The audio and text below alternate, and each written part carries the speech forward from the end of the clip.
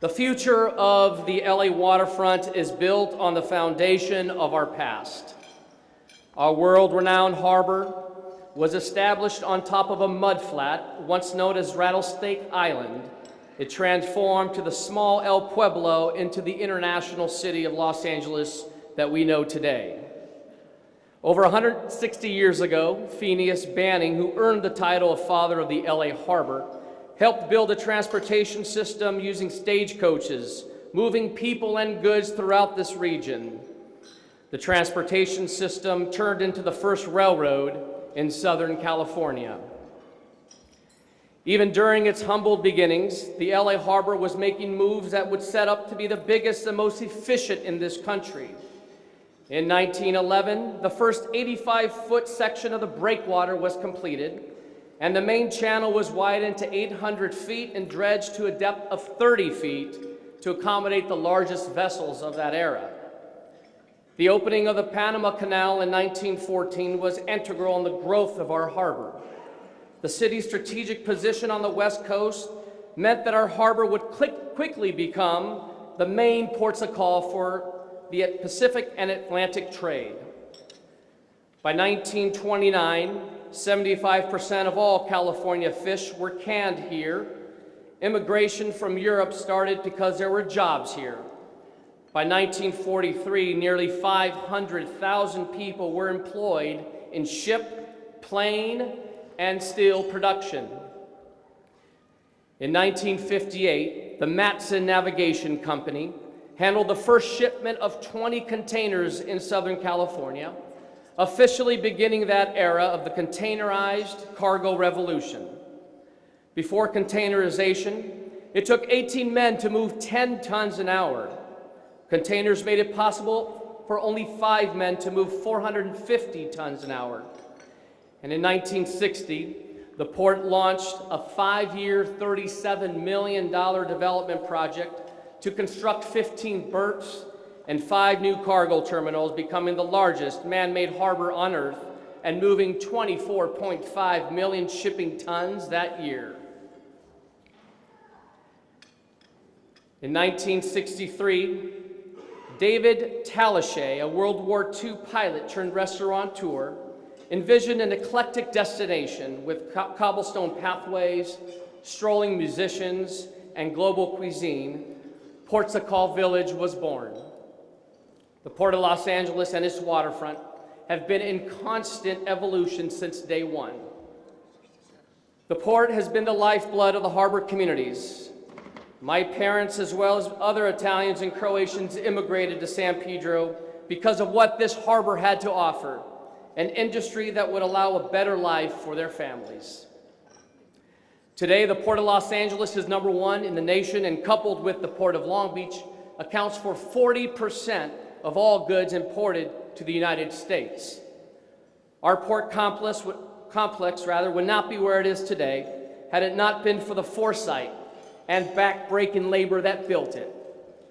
Before I talk about the future of our waterfront, I think it's important to talk about what has brought us here to this pivotal moment where everything will change for the positive. Today is a day that we celebrate a promising future where our communities will share in the port's success and no longer suffer neglect, lack of investment, and insufficient amenities, becoming of a community responsible for creating an international city. During the past decade, the port has invested $600 million into the community and into building the pieces that will propel us into a successful future. In 2004, berth 93 under the Vincent Thomas Bridge you see here, creating the LA Cruise Ship Promenade, the first dedicated open space and public boardwalk at the Port of LA, and includes 4 acres of prime real estate waterfront property. In 2006, the port developed the Harbor Boulevard Parkway Promenade, continuing the concept of accessibility of our waterfront to everyone. In 2008, the port developed the Gateway Plaza and Fanfare Fountains, creating a magnificent water show and environment which is one of the most photographed features in Los Angeles. A setting perfect for warm summer nights, concerts, and events you see here like the Cars and Stripes. In 2010, the port converted the tank farm on 22nd Street into a great new park, creating one of the best natural settings in this city. The 18-acre park is where families spend weekends flying kites, having birthday parties, playing bocce, exercising, and enjoying San Pedro. The following year, in 2011, the port nearly doubled their effort in Wilmington with the Wilmington Waterfront Park, a 30-acre landscaped area for the enjoyment for the entire community. The park is open to the public and is an ideal space for family gatherings, children's play, performing arts, walking, biking, and year-round events, including movies in the park. And in 2011, the port completed the Cabrillo Marina Way, a 700-slip marina covering 87 acres of land and water at the Cabrillo Beach Recreational Complex, south of 22nd Street here. The project updated a decades-old marina facility and added about a mile of public waterfront promenade. And by 2012, we were completing projects almost every month. We saw the completion of the Harry Bridges Boulevard, restoration of the Angels Gate Lighthouse, the Ghost Fish at the San Pedro Slip, and the modernization of the Catalina Express terminal under the Vincent Thomas Bridge. In 2012, we saw this space here crafted at the Port of LA open, converting one of the two World War II era warehouses into an artisan marketplace. It also instantly became one of the most popular event spaces in the harbor area. I even had my 40th birthday party here in this space. And following my speech today, we will walk over, as you heard, to the second of the two warehouses to officially open Brewery West, our newest addition to our growing assets here along the LA waterfront. Our biggest addition to our waterfront in 2012 brought us the iconic battleship Iowa that has become the centerpiece of our tourist draw. Nearly 500,000 people visited the ship since its opening day. In 2012, Outer Harbor was created as a temporary dock for the overflow of cruise ships. The 12-acre location quickly became a premier event space in the harbor area, hosting the Red Bull Rallycross, Cirque du Soleil, and concerts. In 2014, we completed the redevelopment of the Wilmington Marina Parkway, which includes 3 acres of landscaped promenade. Also in 2014, we completed the downtown San Pedro Harbor, 1.2 acres of existing waterfront between Fire Station 112 and the LA Maritime Museum. Previously, it was a parking lot. The space has been revitalized with a new harbor inlet for recreational vessels and a modern town square for pedestrian promenade. In total, $600 million was invested from the port within the last 10 years. We built a world-class port and live in a world-class economy. We deserve a world-class waterfront, and we are finally getting one. Following 20 years of just talking about it, we are finally moving forward with the project that will impact the quality of life in our community in generations to come. Wayne Rakovich has a reputation for polishing tarnished architectural jewels into landmark status. He has brought back to life the Wiltern Theater and the former Howard Hughes property in Playa Vista, now home to tech companies like YouTube. He is breathing new life into the Macy's Plaza in the heart of the financial district, one of the most significant development projects in downtown Los Angeles today. Next week, our community will get its first look at the Rakovich development at our waterfront, which will become LA's newest landmark. We just have to wait until next Wednesday, as you heard, March 2nd, to see what's in store.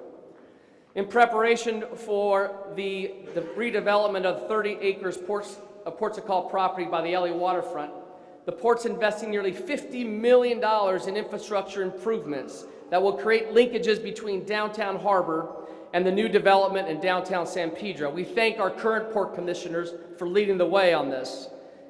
Those infrastructure improvements include the realignment of Sampson Way, the new town square in front of the Maritime Museum, and a 1,200-foot-long pedestrian promenade along the waterfront. I can't wait for next week's public reveal, but I'd like to give you all a sneak peek into the kind of surprises that will be revealed next week. And it's my ultimate pleasure to announce today that Wayne Rakovich's landmark development at the Port of LA will feature the return of the historic red car. Look at that. Isn't she beautiful? Yes, we took note of the public's displeasure, frustration, and even anger last September when the red car was taken out of service. We saw how much it meant to the community, to the city, and to our history. That's when we knew that it must become a part of the new development. When completed, our new development will be attracting visitors from all over the region and from all around the world. Our waterfront will become a must-visit destination like the waterfronts in San Francisco, Seattle, and San Diego. This new destination will create a ripple effect that will transform and improve our local economy and bring new life and investment opportunities for everyone in this city and everyone in this harbor area community. While the redevelopment of what we know today as Ports of Call has often taken front stage, there are several other important projects that will shape the future of the LA waterfront, connecting all the pieces and bring even more value to the harbor area. For more than a century, the harbor has served as Los Angeles' connection to the world through the ocean, as a food resource and as a center of trade. From the Croatian, Italian, Portuguese, and Japanese fishing families to the generations of dock workers and other employees at the port, the ocean has provided a bounty of resources and opportunities. However, gone are the hundreds of fishing boats, the canneries, and the shipbuilding industry. Today, we must attract new industries to replace what has sustained us in the past, and we are. One of the most important transformations for attracting new industry to our community is already underway at City Dock 1. Significantly adding to the green tech contributions of PortTech LA, Alta-Sea is creating a sustainable ocean-based campus with the mission to accelerate scientific collaboration, facilitate job creation, and inspire the next generation for a more sustainable ocean.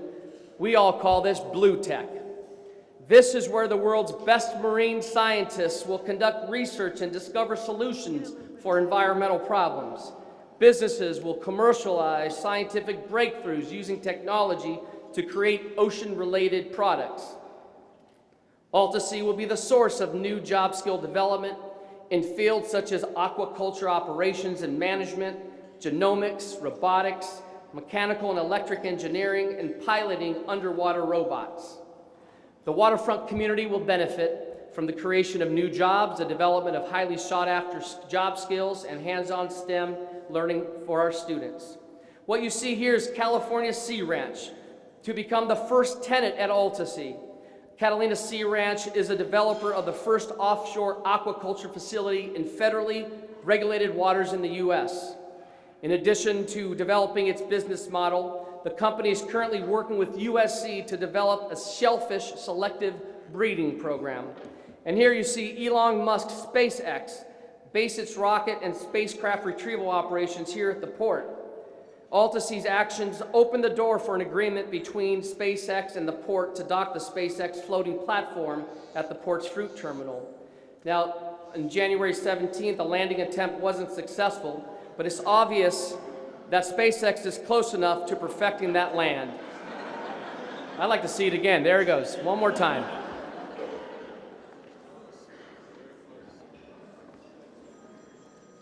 That close. While most of you recognize Boeing for its aircraft, space, and defense enterprises, Boeing also has a very successful unmanned underwater vehicle program. NOAA used the Echo Ranger in 2014 to advance scientific understanding of commercially imported fish species, you see there. Most recently, the Echo Ranger was used to examine the USS Independence, a vessel the Navy sunk off the coast of Northern California 65 years ago. Clearly, there are business, educational, and scientific benefits of an Alta-Sea-Boeing partnership. As an anchor tenant at Alta-Sea, Boeing would have a tremendous economic effect on the LA waterfront, bringing professional jobs and impacting every sector of our community, including real estate and retail. For those reasons and more, I'm excited about the possibility of having Boeing at Alta-Sea. Alta-Sea's economic impact, hint, hint, Boeing. Alta-Sea's economic impact of our region is significant. From short-term construction jobs to long-term professional careers, it's been forecast that Alta-Sea will deliver nearly $1.2 billion of increased economic activity to this region. And in addition to serving as a complement to amenities like Ports of Call, the cruise ship promenade in the USS Iowa, Alta-Sea will be the magnet for the kinds of jobs that our community long hoped for and provide for our kids. It's clear that Alta-Sea is a game changer for the LA waterfront.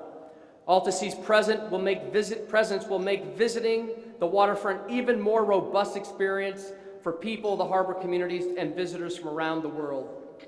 Alta-Sea helps give life to our community, and this is why it's important to work on adequate housing in this area. You see here the Rancho San Pedro housing development.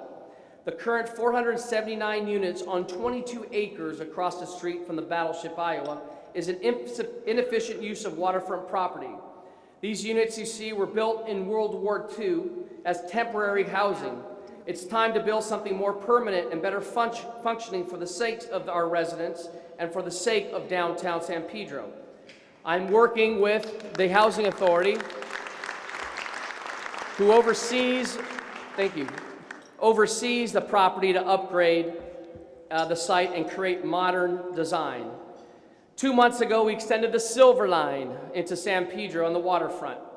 Not only does it create transportation options between downtown LA and downtown San Pedro, which takes about an hour, which is the same amount of time it takes to take the Blue Line in downtown Long Beach and downtown LA, it also opens opportunities for cap and trade dollars allocated by the state to flow to downtown San Pedro for housing and public infrastructure.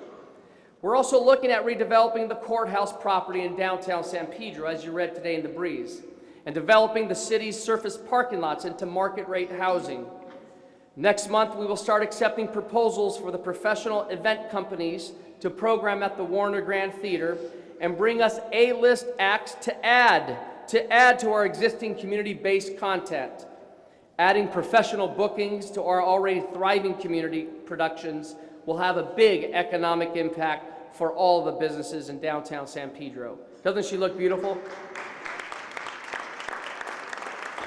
Banning's Landing, a popular locale for community gatherings and events, will soon be a part of a grander vision for the Wilmington Waterfront Promenade. This past September, the board of harbor commissioners took an important first step in moving $52.7 million promenade project forward.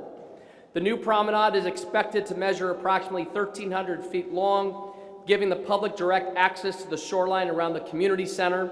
Proposed amenities include a pedestrian bridge from Harbor Bridges to the waterfront, Harry Bridges that is. Steps into the sea, includes bench swings and an amphitheater area. Part of the design will include a 2.5-acre public pedestrian plaza behind the promenade and a parking court that will double as event space. The plan also calls for Water Street to be realigned to a northeast-southeast direction to parallel existing railroad tracks. Doesn't she look beautiful? Let's get it done. While the port has upgraded Cabrillo Marina Way, the infrastructure there, it's not done with the property, which is entitled. It's entitled for 90,000 square feet of commercial space. There's already been lots of interest from the development community. Soon the port will put out a request for proposals to choose a developer to build at the marina located at Alta-Sea and Ports of Call. The outer harbor is another piece of our growing puzzle that will come into play in the future. Many developers have expressed interest in developing the 12.5-acre property. The harbor area, as you see here, is the most untapped potential that than almost every other community in the LA region. We are no longer the redheaded stepchild of the city of LA. Our community has been influential at every level. The mayor, the port, the housing authority, the development industry, and even the 2024 Olympic Games, where the LA Waterfront would host all of the sailing events. We are leading our community toward a better future as proud contributors to one of the healthiest economies in our nation. Yes, we have issues that need to be resolved. However, so does every other community in this city and beyond. Our success will create new jobs, increase our tax base, allow us to invest in housing for everyone, ensure adequate policing, and most importantly, attract even more investment, a formula that will take us to an upward spiral of success. We've accomplished so much already. Our port is the first in the nation and has committed to investing over $400 million more into our communities over the next 10 years. Our communities are participating in the financial successes of our port. The LA Waterfront is a great place to do business for so many reasons on so many levels. Major investment is coming our way, and we are in the best position possible to build a bright future here in the LA Waterfront and bring even more value to Los Angeles as an international city of the future. Thank you so much.